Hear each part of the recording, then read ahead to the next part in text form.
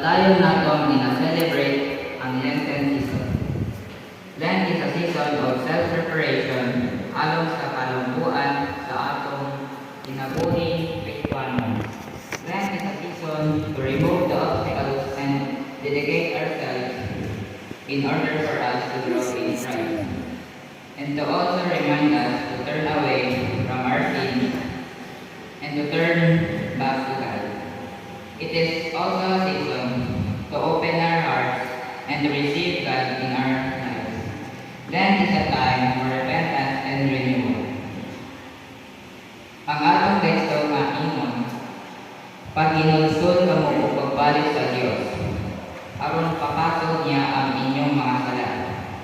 Kung himuon ninyo kini, muabot kaninyo ang bag-ong espiritualong kusog gikan sa Ginoo.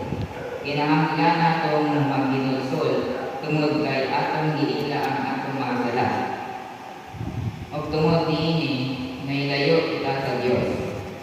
This morning, as we continue to reflect, atong atagan ug meaning ang pulong Lent. L for learn to let go. In order for us to move on, we must learn how to let go. Learn to let go what? We must learn to let go of our own plans. Kung atong may duman, samtang anaa Jesus gets Gethsemane.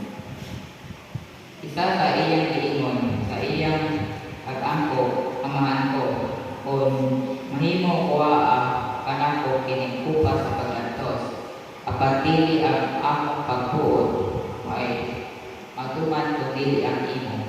With that statement, paingon nato that Jesus let God do the plan. Bisan masayo siya mamatay. Ito yan pagyapon niyang ang pagbuot sa Ginoo o ang pagbuot. Jesus want us to do the same. Kabalukong sa kapwe kita, daghan tayo sa mga plano sa kinabuhi, sa kaugalingon, sa pamilya, sa mga anak, sa simbahan. But let us always remember that God has the best plan for us. Pero kung ang atong plano mauipusag plano sa Ginoo para nato, then He will grant it. What else do we need to let go?